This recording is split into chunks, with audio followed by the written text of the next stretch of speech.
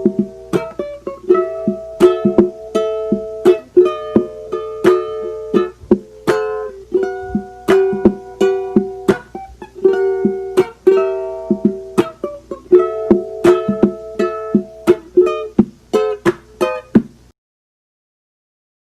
up.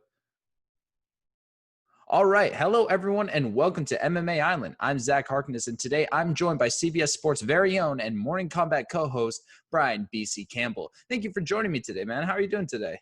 Oh, fired up as always, guys. 251 fight week, so I'm, of course, extra juicy, if you will. Gross. But thanks so much for having me, man. Yeah, no problem. How was taping the show today? Oh, MK is always a wild ride. I always need to, lay down and catch my breath afterwards. A lot of exertion putting that out there with Luke, but great time, such a unique show. Happy this week to celebrate our 1-year anniversary, our 50th episode. So it's been, look, the quarantine's wild for everybody, whether you're talking about, anyone really. So to see this show thriving during the craziness has been a blessing. So. Yeah, me too. I'm excited to get to watching that episode, but I want to get into the first question here. And before anything else, I actually want to know about the origins of Morning Combat as it is your 1-year anniversary. Now, how did you find yourself first working with Luke Thomas, and what did you originally think when the Showtime deal came to place? I've always been great friends in the business with Chuck Mindenhall, certainly, former colleagues at ESPN together. And I certainly knew Luke for a long time, but it was the summer of 2018 when Chuck first kind of brought up to Luke, they were looking for extra panel members for the great MMA Beat show at MMA Fighting after the departure of Ariel Helwani to ESPN. It was a great fit that I lived nearby in Connecticut, was able to make the journey down to New York City. And it was funny. We did one episode, and I tell the story all the time that I just went for it. I just said, look, I got nothing to lose. I have a style at times that can commandeer the microphone or the screen, and it's not for everybody, and I appreciate that. But I got enough dirty looks and size from Luke during that time. And again, I had known him. Certainly not close with him, though, at that point, and I respected his sort of gruff, powerlifting demeanor from a distance. And I remember texting Chuck on the way home on the subway and being like, hey, Will, I guess that was good. One and done. We had a good run. Sorry I pissed Luke off so much. And, the cool part was that the great Chuck Mindenhall texted me back and said, I think you're fine, man. I think he loved it. And, I'm thankful that those people embraced me, the MMAB audience, and realized that, there's a spark there. There's something special. I not only work, great along with Chuck and Danny Segura, who was on that show, but specifically with Luke. I realized, and being in this business a long time now, when you get an opportunity to have real chemistry with somebody, and that chemistry could be completely friendly and just a good rapport and a funny joke, or it could be the adversarial chemistry, which I think Luke and I luckily have both, which is a bonus. You can't replace that. When you don't have that with somebody, it's like a marriage. It's like the chemistry in marriage. If there's no, if it's not hot and heavy and lustful, if you will, right, then it's not going to last. And I had a good run there with Luke, and the conversations between both of us, I remember both of our contracts were up at the time, very close together, about what do we really want to do. Luke was open to the audience that, taking Ariel's platform was a great opportunity for him, but not the type of stuff he was looking to do. And we both separately sort of hatched the same idea to each other at different times of, what about a two-man show? What about a PTI of MMA? What about something that can really bring out our natural ability to just take the opposite view on everything without having to Skip Bayless it and force it? And it's, things happen, man. Happenstance is weird. Luke ran, I'd already been doing work with Showtime. Luke's contract was up. We were talks about us maybe doing this type of show on MMA Fighting. And Luke ran into the right person at the right time from Showtime. Talks progressed, and before you know it, it was Showtime might be interested in doing this, and it it was a great time for me being in the CBS family already with CBS Sports, now Viacom CBS, the parent company, and also really being a boxing guy first and foremost, and looking my career path to do more with Showtime boxing. It was just a perfect storm. But like we talked about in today's episode of Morning Combat, 1 year into it, you just still never know. Is it going to work? Is the company have the right distribution? Do they know how to get it out to the people? All this great stuff. It has been a perfect marriage with Showtime, with their production company Malka that they use to produce the show. And that's a long-winded answer to say I couldn't be any happier. I feel like Luke and I can chat about, anything, pick up the morning news and fight it out or laugh it out. And that's a special bond there. I would have to agree that, and I watch pretty much everything you guys do. And I want to know the origins of the name, because, it's obviously a play on Mortal Kombat, right? MK, the whole thing. So how did the whole name thing come up, and whose idea was it to make that little pun? Luke, is big on, I guess I want to say, like, taking ownership. And I mean that in a positive way. Luke is very hands-on with the things he does. And he originally I had posted some idea for the show. I think we were going to be called the Main Eventers or something. That was like cliche, but okay, whatever. And Morning Kombat was something that was cooked up by the creative team at Showtime, and it's the same team, by the way, that does the Brendan Schaub show, that does the Up in Smoke. All the Smoke with Steven Jackson and Matt Barnes. Same team that does a bunch of these really cool hip shows. Luke and I will both tell you, when they presented Morning Kombat to us, it was like, oh, all right. Yeah, okay. I mean, I guess it could be worse, right? Yeah. Whatever. I wasn't moved in either direction, but it's stuck. It seems to work. I certainly love the 90s video game reference and the whole nostalgia thing that I sort of, naturally bring to the table anyway. So it just sort of works out. And, when we say things on that show, like this brand could be going somewhere, I really feel it, and I'm really excited to be a part of this. As it stands right now, we're a 1 day a week show on Showtime, and we're having a lot of fun with it. But I really feel like this, MK has the potential to become the premier combat brand in the future. So I'm really happy where we're going. I would have to agree with that. Now we're on the subject of Luke Thomas. This question comes straight from the fans, and we want to run some fantasy matchups here. So first off, we got Luke Thomas fighting CM Punk, and then Luke Thomas fighting Robin Black. Now these are 3-round MMA fights. Who wins and how? Here's the deal on Luke. He's got old balls. He's over 40. He's a dad now. He's not in the, he was actually reluctant to share his actual playing weight right now on the air today, which I was like, Luke, what are we doing here? Just say it.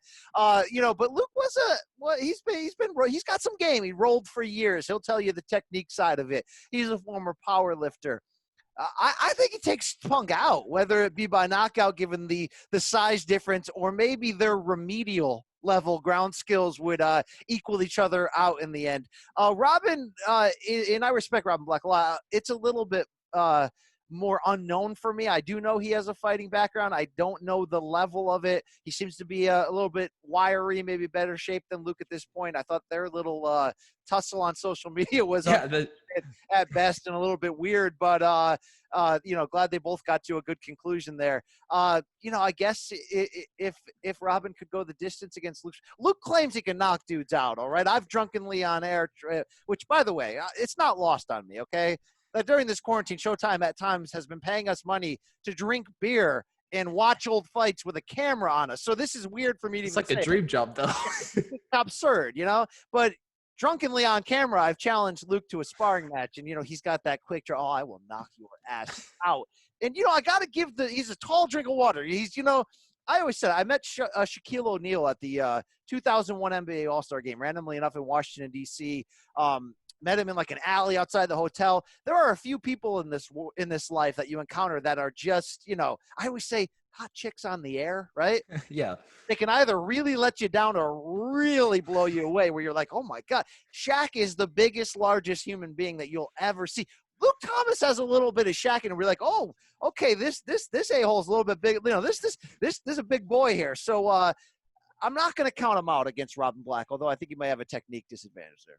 Yeah, that one's only brought up because that at one point was definitely a bit of a grudge match. Now I want to get into the next question here. And looking back at the last card that happened, we saw Dustin Poirier and Dan Hooker just put on a show with Poirier getting a win in the process. Now, do you think Tony Ferguson is the guy in Dustin's future? And from what you saw from Hooker, do you think he belongs among the ranks of the very top at 155? To answer your first question, I do think Ferguson gets the next fight. And I think that he had been not only embroiled in so much bad luck to finally get to that showcase opportunity against Gaethje. And we argued, and we deserved to have argued back then, should have even taken that fight or just waited on Khabib since he had earned that so many times before. I respect that he put it in his own hands, that he's like, I'm going to go after this and try to earn it, fight now, get my payday, get my respect. He fought so valiantly in defeat, and he had been both a victim of bad luck and in some ways kind of a company man for taking that fight on late notice, during the quarantine when he didn't necessarily have to. That I believe he will get the next the next big shot here, and I think he deserves it. And when you look at the potential of what a Dustin Poirier Tony Ferguson fight can be on paper, I mean, it's a bag of sex, right? It's like, Yeah. like remember that time when you're like 8 at elementary school and you're playing and you look in the woods like, is that a nudie mag? And you're like, and you're like, oh my God, like I'm not prepared to watch that. That is what this fight is going to be. And it just so happens that their brands are big enough. You can put it as a pay-per-view main. You could throw an unnecessary interim title on if you have to, especially if, by the way, Khabib can't fight because of the loss of his dad. I know obviously Justin Gaethje would trump the other two in deserving a shot, but you get what I'm saying here. That's such a great fight, and So the good. fact that Poirier wants it. Good God, yes. Question B: Hooker, I think, proved not just in this fight but that recent run that he is. Look, we're in a historic. I say it all the time, a historic era. I think this is the best division of all time at any point. I mean, maybe it's only like. I say only. Maybe it's only like 5 or 6 deep on like super elites that have potential to be all-time great, and then it's just really deep after that in terms of tough outs. But within that group of all killer right now at the top, I do think you should include Dan Hooker's name, along with Poirier, Tony Ferguson, Conor, Khabib, etc. But I am a little bit worried about his I guess it's preference to get into insanely vicious 5-round brawls. And the deal on this is he's such a great fighter, and I think he knows almost too well how tough he is and how much he can take, that he's willing to lean on that either too early in fights, as he entered the second round against Dustin, which produced one of the better rounds we've ever seen. But he was like, dude, I'm going skinny dipping right now. I'm jumping in the deep end of the pool, close off. I'm going to find out, Dustin, if you can swim with me. As we know in combat sports, you can only do that a couple times, man. You can only be willing to go in there and take a hellacious beating on that level. And he's like 3-4 fights into doing that. So It does ask you the question, does he do that because he's a little bit too in love with finding out how great he can be, which is something I'm not going to, damn him for. Mm-hmm. Or does he do that because he has to do that to compete with the super elite? I don't think he has to do that. I think when you go back and look at that first round against Poirier, he was doing city kickboxing stuff, right? He was playing chess. He was doing that, I think he's still figuring out the formula. He is a super elite, yes, but I don't know if he'll ever find out if he can be, because, not everybody can wear the crown. You know what I mean? There's going to be a few bridesmaids at the end of the day in a division this stacked.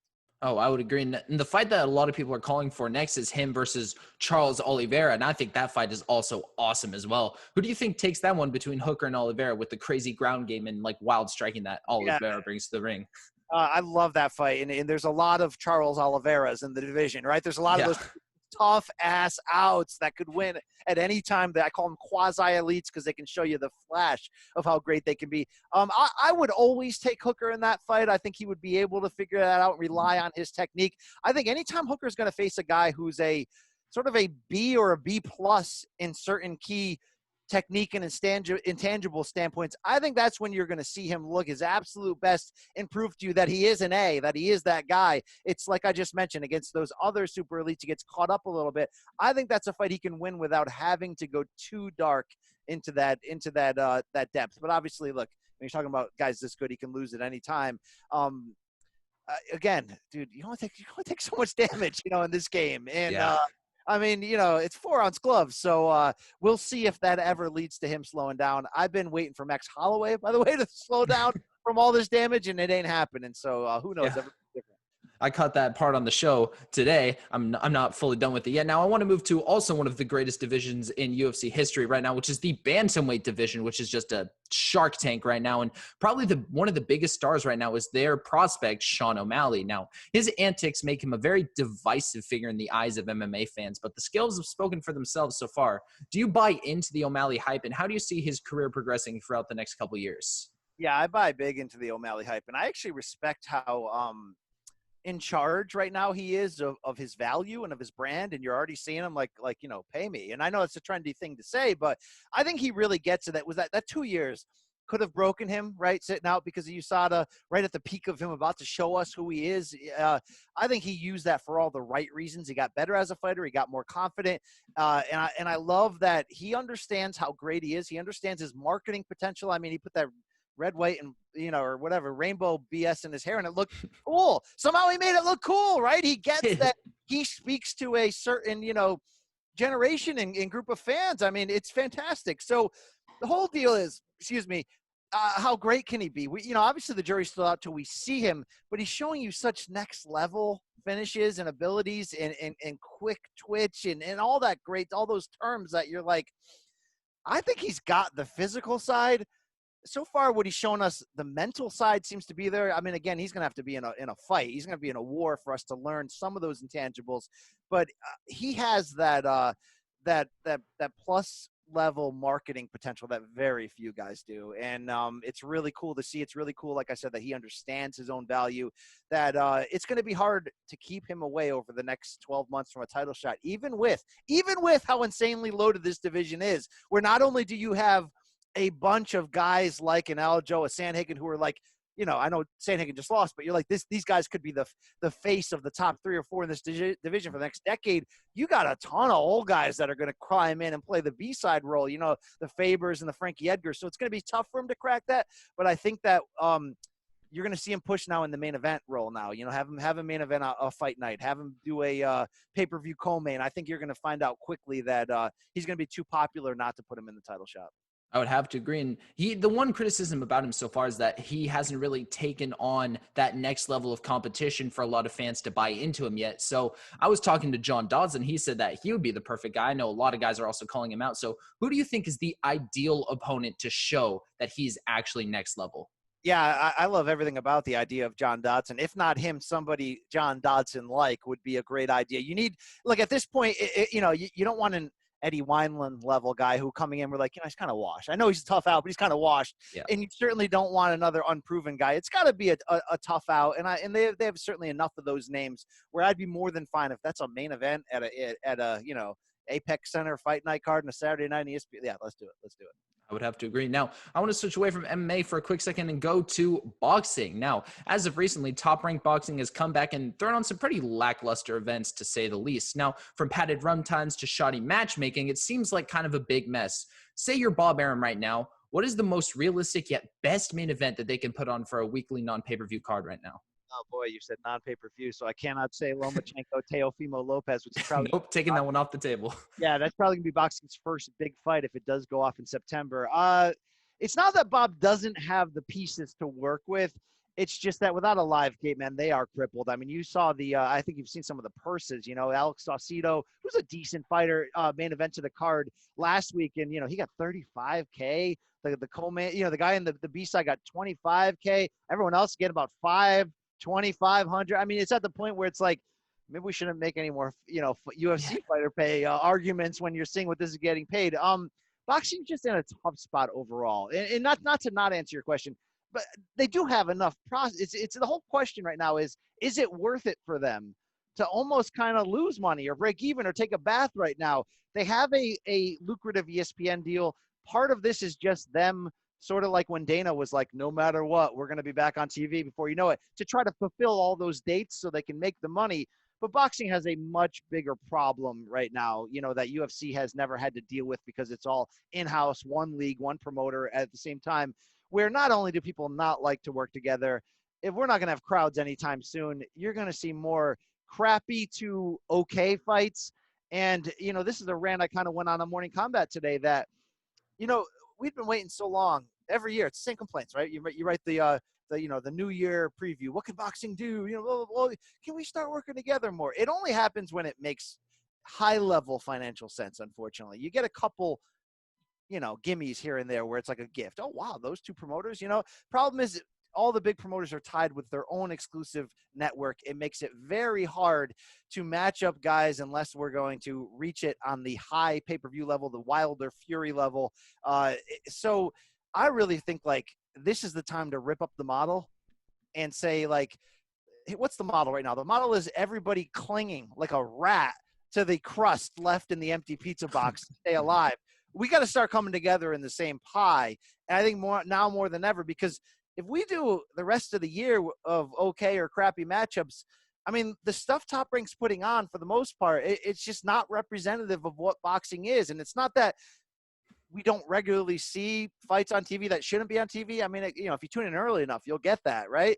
But it's just, if this happens for a year and a half, and we're not working together, we're putting on shitty fights, people aren't going to care about boxing even more than they don't already care.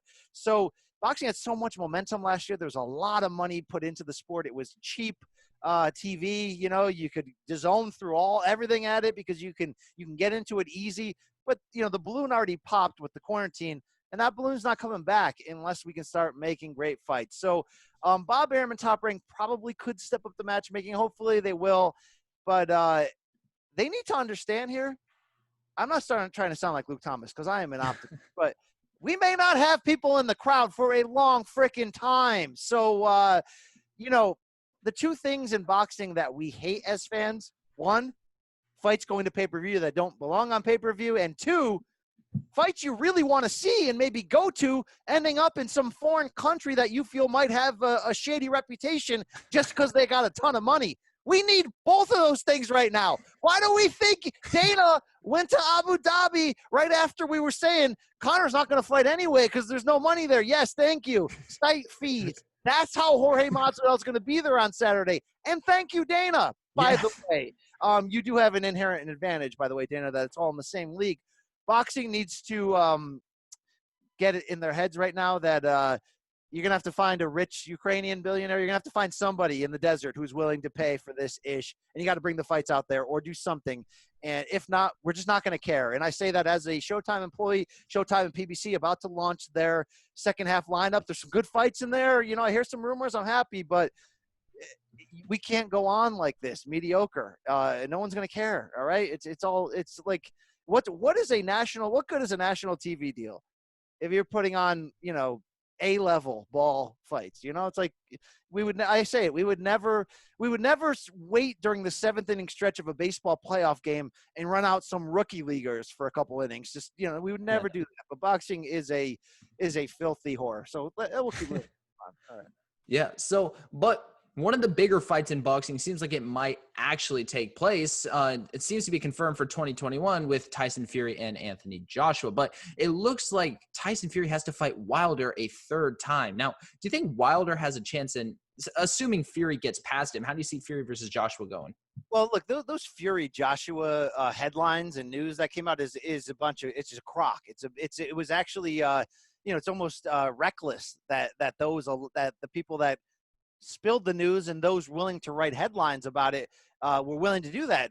That fight is so freaking far away from happening right now that it's like, what the equivalent is? Breaking news. The Lakers and the Cavs could meet in the 2021 NBA Finals if they get there. Yeah, no shit, right? I love the idea of AJ and Fury, right? It's the biggest fight in British history. You can put it in a 100,000-seat soccer stadium. Everything about it is great. But come on, guys. Both have 2 mandatories to get through first, and they are dangerous fights, okay? Let's not act like just because Tyson Fury, which I predicted he would, and he looked great in walking down Deontay Wilder and knocking him out in that rematch, just because he did that doesn't mean it's going to happen in the third fight, right? Like, there's a reason Wilder got to this point. Is he a little overrated? Yes, but he will knock you the hell out. Oh, yeah. And now he's got an extra 9 months or 6 months or whatever to kind of maybe learn some technique or add something to it. So it's a long way to go. But I've said this from the beginning, and I mean it right now. As long as Tyson Fury does not, get fat again, have mental health issues, substance abuse issues, as long as he doesn't fall off, right?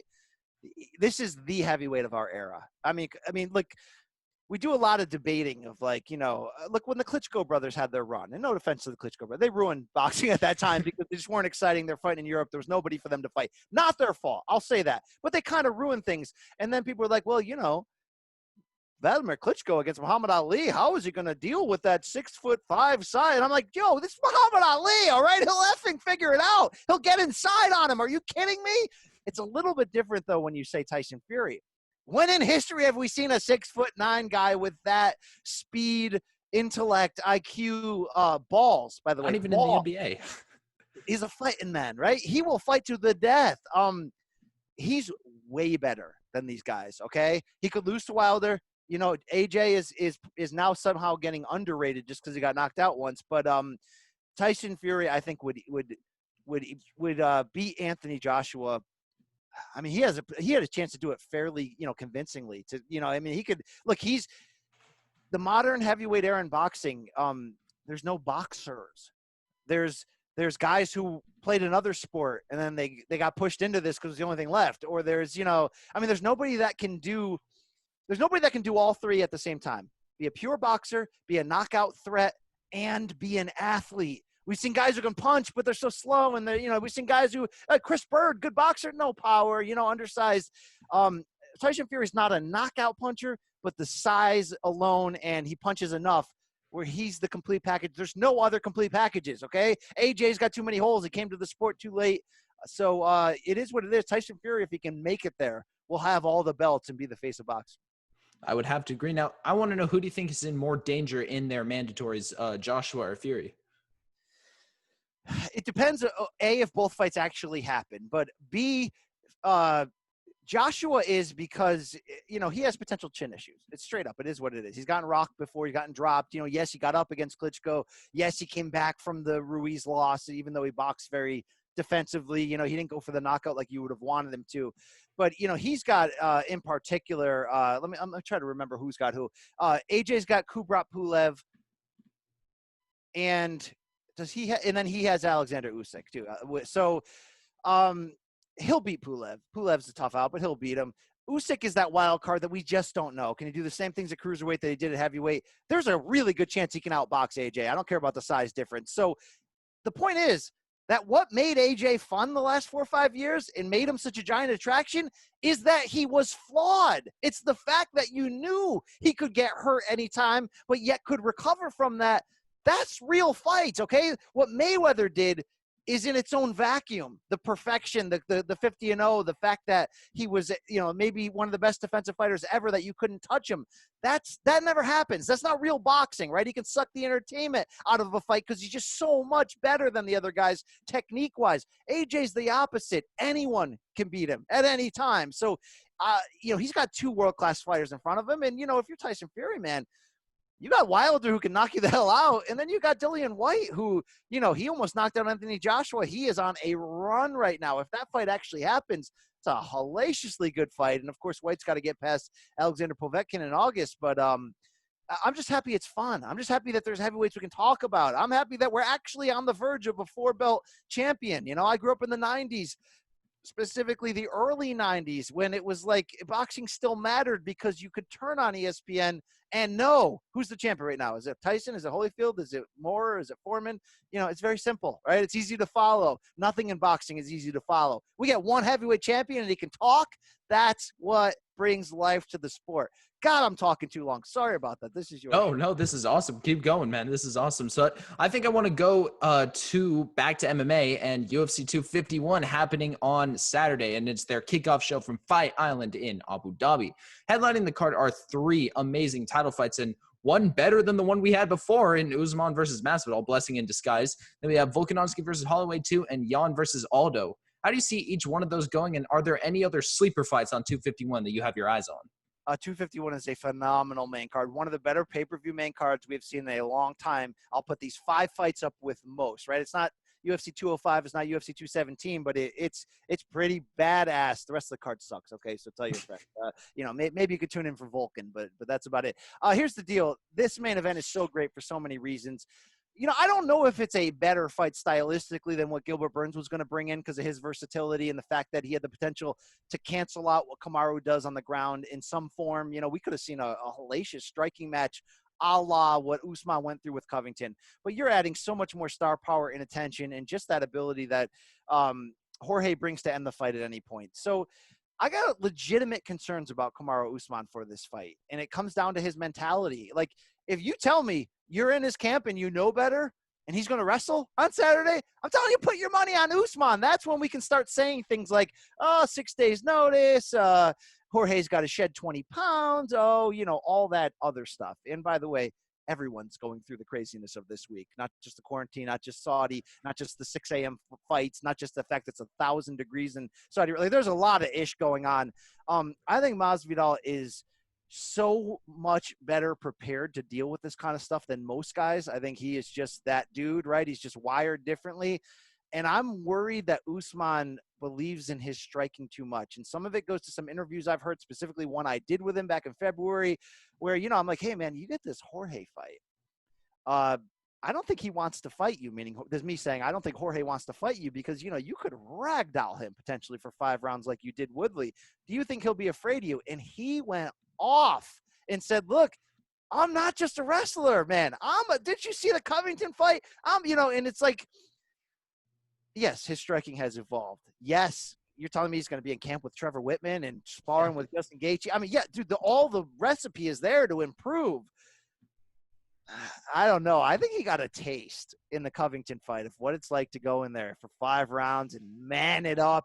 And I think he's fighting too hard to try to become a star and not just be that somewhat boring wrestling guy. And that's a harsh way to frame it, but you get it in a casual way of looking at it, where this fight offers Kamaru an insane amount of potential to be a star. If he knocks out Jorge Masvidal, he's like, you know, oh, who's that guy, right? Like that's the potential right there.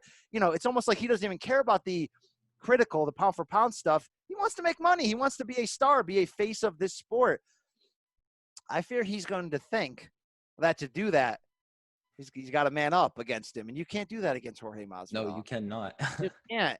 So I wonder if he has the potential to be his own worst enemy.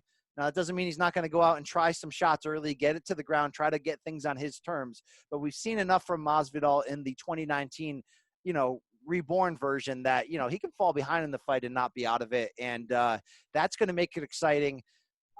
All right. I fall for now, let me say that's incorrect. That's wrong.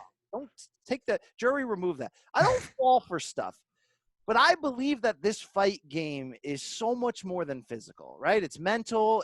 I don't want to say it's cosmic or spiritual, but there are times when people get hot and momentum is real. And you can't tell me, looking back at Conor McGregor's, you know, rise up the featherweight ranks and then knocking out Eddie Alvarez, that there wasn't some form of magic there. You know what I'm saying? Like there was something, you know, did I fall for it against Khabib? Yes. I didn't realize there may have been some booger sugar involved. I didn't realize that he, you know, I thought there was a chance he could knock out Khabib, but in those other fights, man, he wasn't really supposed to do the things he did. He willed himself to it, but I also think there was some magic. Was there magic in Tim Tebow's rise with the Broncos that year or Jeremy Lin? Yeah, those things shouldn't have happened either. Things happen in sports. It's a different kind of magic. But Jorge Masvidal is on some kind of, you know, ghetto Cinderella turnaround. And if anyone hears that and says it sounds harsh, well, I mean, like, he's literally from the street, the backyard fighting, but yet 17 years later is this counterculture superstar at 35 who might be on the verge of showing you he's one of the best fighters in the whole damn sport and one of the most marketable ones. Sometimes momentum matters. He has a different mindset than everybody else. And he just beat his boss in a game of chicken, a public poker game, and got the fight. And they came to him. And like, it's when you add all this up, this guy is so G right now. I think he's going to walk in there and find a way to knock out Kamaru Usman and walk away with that title. And that's a little bit naive. That's a little bit filthy casual to think that way. But, dude, I've seen enough of this wild theater to see some shit, right? Like, I was sitting there when Michael Bisping knocked out Luke Rockhold. It wasn't supposed to happen, all right? I was in the damn building. Stuff happens. Could you imagine a world, dude, where Saturday, late night, Jorge Masvidal's got a belt here, and he's calling out Conor McGregor to try to become a 3-division champion? That fight's insane. He could actually be in that reality. And do you know how good that reality would be for the lifeblood of the sport, for, you know, casuals and crossovers? And that's not a disrespect to how good Gilbert Burns is and Leon Edwards and everybody else. But look, it's an entertainment business. This has an opportunity to create a sequel that would be, you know, ridiculous. So, is it wishful thinking? Would I, you know, if you're asking me who do I want to win, I kind of want Masvidal to win, but I also kind of think he can do it. And I think Usman could end up being his own worst enemy, you know, in this. We'll see what happens on Saturday. Yeah, I keep saying that Masvidal winning and fighting Conor, that's best timeline. Like, that's the best timeline. But that's not the only fight on the main card. That's not the only title fight. The one that's especially interesting to me is Petr Yan and Jose Aldo. Like, that fight is ridiculous because just the implications of Jose Aldo becoming the bantamweight champion and, like having also this young Russian superstar making his name out there. I'm curious to see what you think about this one. Yeah, the more tape I study and all that, like Jan's the real deal. He really is, and I don't know if he's going to be the last bantamweight standing when it's all said and done because Aljo jumped off our screen against Sandhagen and there are other people in that mix. But can Jose Aldo do this? Yes, he could do this, right? He's incredibly dangerous right now. He's evolved at 33 into pretty much like a counter-punching knockout force. He's not going out there to chop your legs down or really carry out a game plan. I mean, the one thing that he showed us in those two Holloway losses where we thought it was like the end of the, did the ghost leave him? I mean, that dude went out on his freaking shield. He's a savage now. He's in that latter period of career where he's going to go for it. The problem I have with him is I don't know if he's going to go for it from the standpoint of winning the fight in any other way than trying to land the perfect shot. I think we've seen that in some of his last few fights. I thought he left that back door open against Moraes in round 3, and that's why he lost that fight. I thought that Volkanovski was just, out wizarding him, and he really just didn't want to play chess with him. He's just like, yeah, right, whatever, And that's going to be a problem with Jan, who's, younger, stronger, faster. I don't know about strong, but younger, faster, and maybe hungrier, probably hungrier. And this guy is, some cyborg level stuff going on, it seems, in his demeanor. And I say that as a compliment. So it'd be a great story if Jose won. He doesn't deserve to be here, though, anyway. And I think if, the right timeline is actually us finding out with the young bantamweights. Not, I love Frankie, I love Faber, I love Cruz, I love all the yoga. Cejudo, if you don't want to be around here now, then go. Let's find out right now. Give me Aljo versus Peyote Yan. So I think Yan's gonna do it, and I think he certainly has the potential to do it by knockout if Jose's willing to press the gas as much as he can.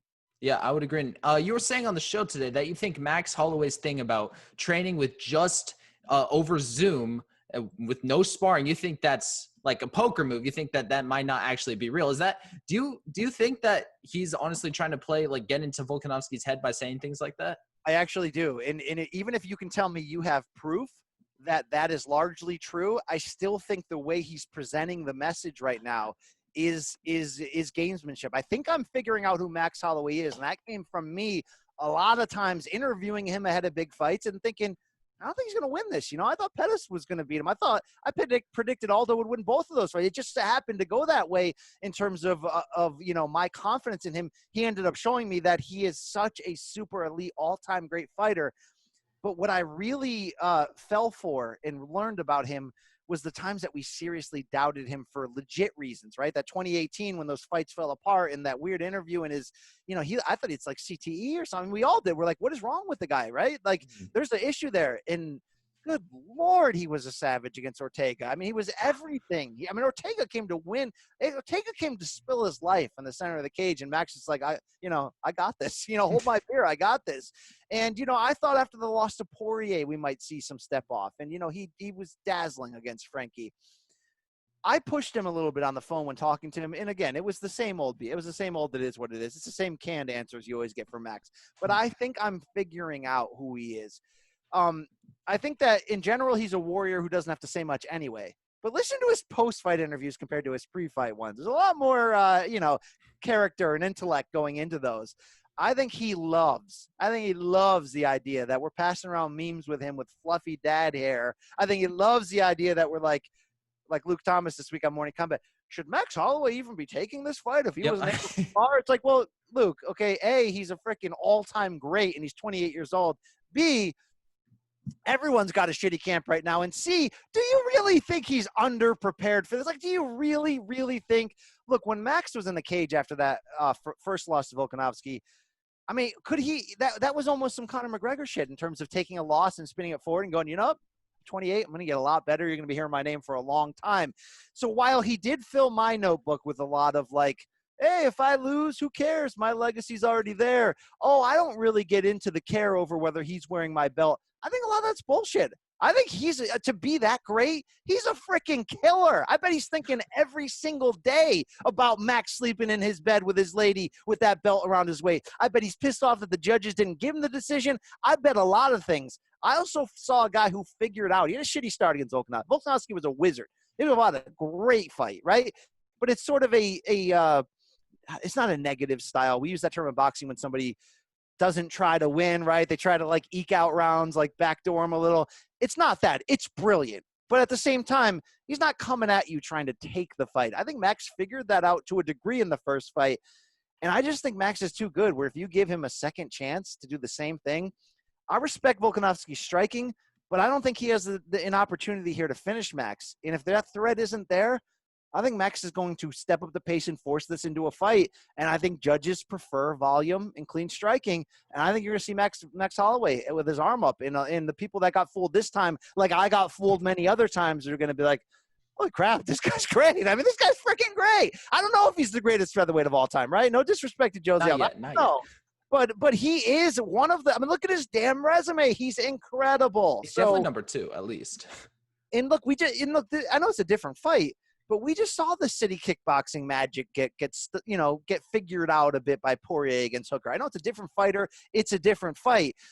I respect what they're doing there, but it ain't like, if Max has had 4 or 5 months to sit there and watch the tape at home, he's coming with something different this fight. Get ready, all right? Get ready. I think so too. Now I want to go back to the main event. Now, Jorge Masvidal, you mentioned, is on this Cinderella run, and if he captures the welterweight title from Kamaru Usman, his 4-fight win streak in little over a year would be nothing short of legendary. Now, for you, where would this rank all time in like career resurgence runs and like runs like just in like a year, like 1 year fight win streaks? Like that would have to be at the top of the list in my opinion. Sorry, I was distracted for a second. Who would you say that had the win streak? Masvidal, and that four-fight win streak over a year.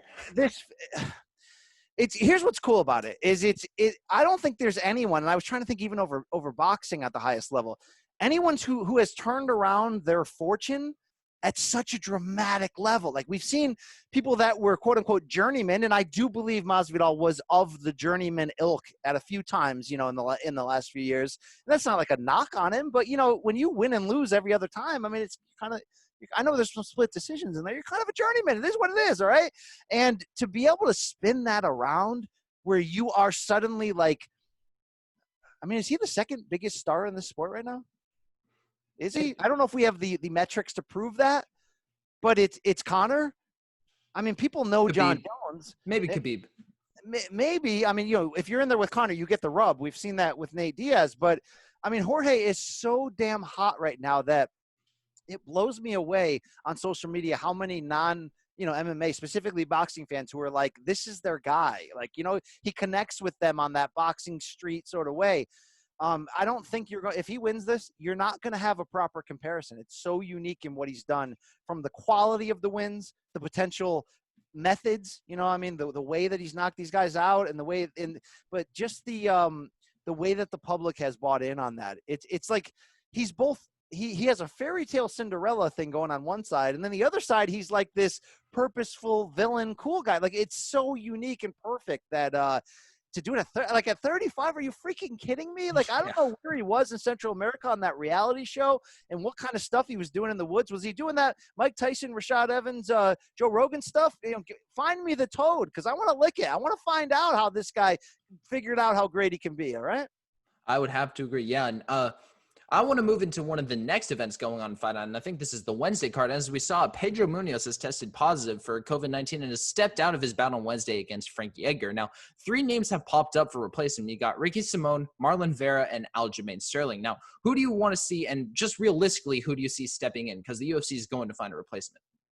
I've heard Simón as the name that's jumping out of that, and, stylistically be a great fight. I think it depends on what they want to do with Frankie's, because they're using, look, when Frankie's at a point now, they're using his brand as a ticket seller, as a placeholder, as a main eventer, right? So it's like, do you want to use him against a Simón in a main event of a fight night? That works. You're going to get eyes on it. Do you want to use him to give the rub to Aljo to keep him busy? No, I think Aljo needs the title shot next. So I don't think it's going to be him. But if it ends up being Simón, I think that is perfect, unless you want to match him up with with one of the other old guys in the division, you know, if you want to do a Faber a second time or a Cruz or whatever. But it's probably most likely he would get a Simone. So who do you think wins, Frankie Edgar or Ricky Simone? You know, I think similar to where when Simone faced Faber, you're like, you know, there's a lot of ways you can lose this fight, but yet Faber proved, you know, I'm still quick enough and I have that experience and technique advantage. So I think Frankie would have the same thing. Frankie's incredible, man. It's like, just because he can't get over that hump in the second half of his career, he's gotten pretty darn close a bunch of times, and it's still in there, man. The guy is an all-timer. Yeah, I would have to agree. Now, one of the more interesting stories coming into 251 is the opening fight on the main card between Amanda Ribas and Paige Van Zandt. For me, at least, it seems like they're trying to have Paige lose so they can have more negotiating power over her because this is the last fight on her contract. But if she loses, I don't see her returning to the UFC because I don't think they'll agree on a deal. Now, what do you think will happen to Paige Van Zandt if and probably when she loses to Amanda Ribas on Saturday? She's gone. Look, they're. I mean, it spells it out to you. They are They're doing some dirty, like Randy Couture, Tito Ortiz type exit strategy. They're like, oh, you know, you want to talk about fighter pay? Here you go. Face the next title challenger who's going to kick your ass. I'm almost like reverse cheering for PVZ in a weird way because even though I love Ribas, I think she's going to destroy her. It's like Paige is getting so counted out and destroyed here. I mean, she's a minus 900. You know, or Ribas is a minus 900 favorite at some books. Same. I think there's still enough star value in there at 26 where Bellator would make a ton of sense. I mean, PFL, somebody else could step up, but whatever. But, you know, Bellator would seem like it would make a lot of sense. You can feed her people that she could win and slowly build to whatever kind of bigger fights you want to do. And I think more importantly, we've seen, you know, and Luke Thomas gave a great speech about this today. We've seen Bellator be the perfect home for people who are looking to do something else at the same time. Bobby Lashley, Jake Hager, looking to, you know, wrestle on the side and keep this as a hobby. You know, we've seen Paige Van Zandt say a lot that she wants to go to WWE. So if she wants to try to do both, she wants to try to get more TV opportunities, whatever, that's the right home. Look, she's not really a full-time fighter in the spirit of it, right? We've all come to terms with that. There is a lot of potential in there. She's good. You know, she can F around and knock you out, but I think she wants to dabble and you know, and be more of a part-time celebrity, and that would give her that chance. So I think she's done in the UFC for now. It's easy to hate on her, and you know, and her husband's tattoo is really gross and weird. That eye on the throat. Yeah, it's terrible. Terrible. But you know, and I don't watch any of their lame social media videos, but shout out to Paige. You know, we crap on her a lot. She did bleed a lot against Rose, and she won, you know, and she fought well and she fought through it. But yeah, this is the end of the road. I would have to agree. Now, one of the best fights taking place on Fight Island has to be Robert Whittaker versus Darren Till. This is a great matchup to see how the middleweight division will play out. Now, who do you favor in this one, and how do you think they'll do against Adesanya? Because they'll eventually be next after Adesanya fights Costa. Yeah, talent versus talent. I think you're going to pick Robert, or I will. I'm sorry, I will. I will pick Robert Whittaker every day of the week against Darren Till, even though Till is formidable and I respect him. I had been very hard on Till during his welterweight run and didn't believe that he deserved the title shot when he did and all that. But the question marks are obviously of can Bobby Knuckles, the Grim Reaper, whatever the hell he calls himself, can he be the same guy again? And I like that he was finally honest with us. Something was wrong there, right? Something on the inside. There was physical damage. There was mental damage that was adding up. He had been through the ringer there. I mean, look, who the hell goes 10 rounds with Joel Romero and you know, fights that hard with him and isn't a changed man? Yeah. I hope, because he's still so young and because he's such a gentleman and he really represents the sport well, that we can still see the best of Robert Whittaker. I tend to have some doubts, but I feel like this is his chance to really win and actually finish Darren Till and really make a statement and, you know, set up. I think he's going to get as far. I haven't convinced myself yet he could be a champion again. I think Adesanya is a transcendent guy who's going to be here for a while, even given Costa's danger. I think he gets back. I think Whittaker gets back to that level again and gets a second chance at Adesanya. And you know, it's a monster fight down in that region of the world, and it's, you know, they can have a nice little rivalry there. I need to see more to convince myself that he could ever win that fight, though. You know, no one thought he was going to lose it the way he did, right? And you know, and certainly he can win that fight, but I don't know. You know, like we favored him over Adesanya for a reason, but I think Adesanya it still hasn't shown us how great he can be. And even if Robert Whittaker's, you know, 85% of what he once was, it's not going to be enough. I would have to agree with that one again. Now, I want to ask you about your journalistic career itself, as you found a lot of success in the boxing and MMA spheres. How did you find yourself covering these sports, and how did your career progress in terms of the events that you would cover? Yeah, I've had, I have the career that I always say is akin to like a NBA player who came in on a 10-day contract, and you look at his range, like, oh, where'd he go? Well, he went to that community college for a year, and then he failed out of this school. Oh, and then he played in China. Oh my God, there's a league in Mongolia. How that guy get there? I mean, I have had one of those careers, and I do believe that, I was destined for big things, and I took a lot of wrong turns along the way. I'm very blessed to be where I am. I was a sports writer in college. Eventually, I got a 2-year degree. Eventually dropped out of 4-year college to just get right into the business right away. I mean, it was an ill-advised decision at the time, but I was your local hometown, newspaper reporter guy in the early 2000s, late 90s, and, covered high school football and thought that was the end of the road. And was kind of okay with that. I guess this will be my life. Maybe I can become the column, that crusty old guy who sits next to me. Maybe I can become him one day.